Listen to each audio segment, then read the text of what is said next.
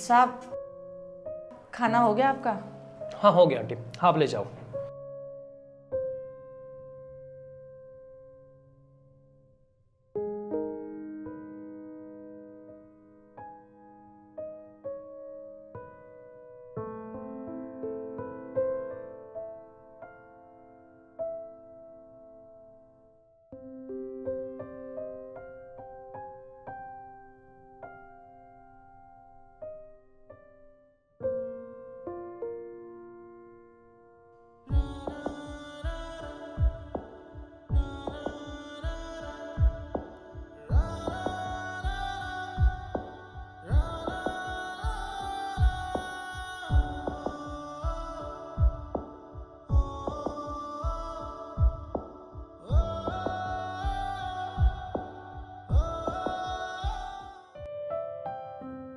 Sir मैं कम इन?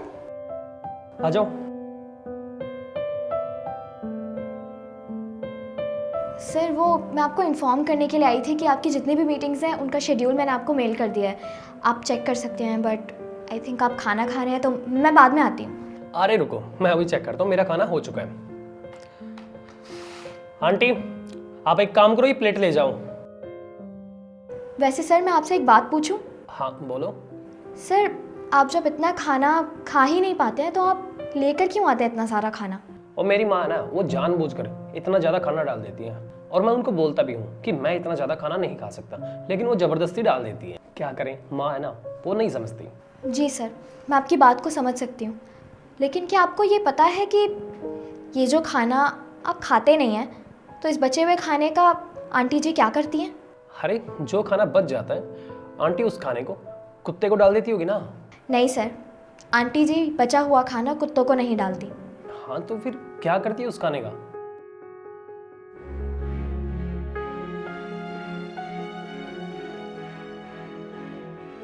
साहब ले जाओ। हाँ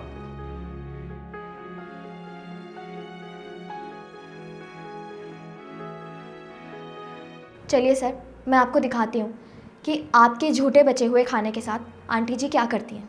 ठीक है चलो।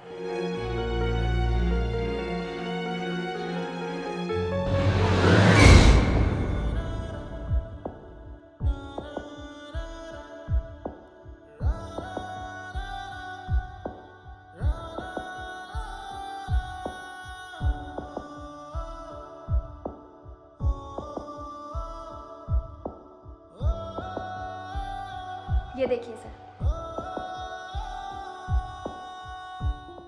आंटी जी आप ये क्या कर रहे हो? अरे बताओ क्या कर रहे हो आप ये? साहब, आपने तो कहा था कि आपका खाना हो गया, तो बस लेने आई थी, लेके आई हूँ। अरे तो मैंने अपनी प्लेट रखने के लिए बोला था, ऐसे थोड़ी ना बोला था कि आप मेरा झूठा खाना खाओ। अरे आप घर से खाना नहीं लेके आते क्या अपना? जी साहब, मैं खाना लेकर नहीं आती। क्यों? आंटी आपको सैलरी तो मिलती ही है ना? मिलती है मेम साहब, लेकिन मैं अपनी तनख्वाह गांव पहुंचा देती हूँ। आंटी जी आपको महीने के 10,000 रुपये मिलते हैं, क्या आप सारे के सारे पैसे अपने गांव भेज देती हैं? नहीं नहीं मेम साहब, सारे नहीं भेजती हूँ।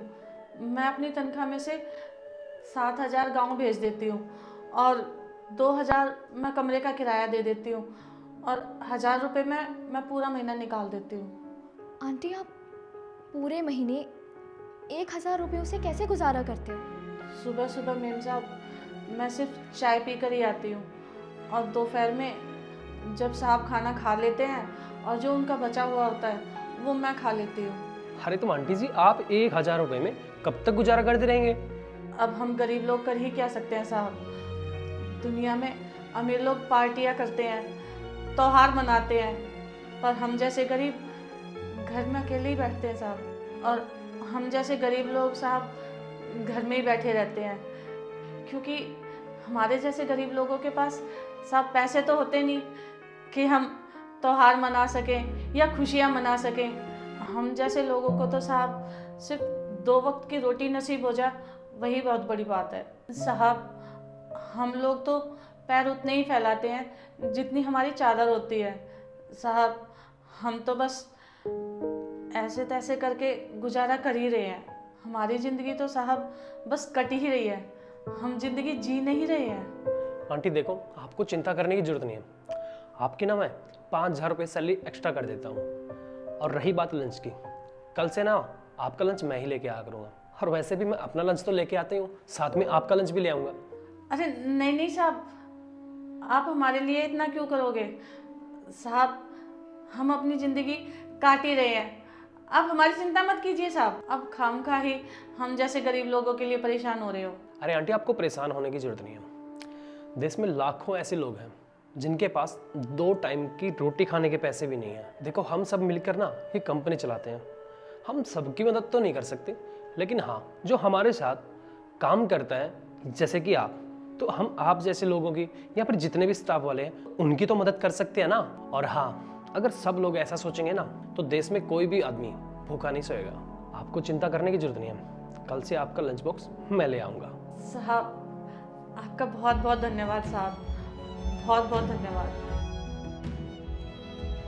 अरे आंटी, आपको हाथ जोड़ने की जरूरत नहीं है, ठीक है?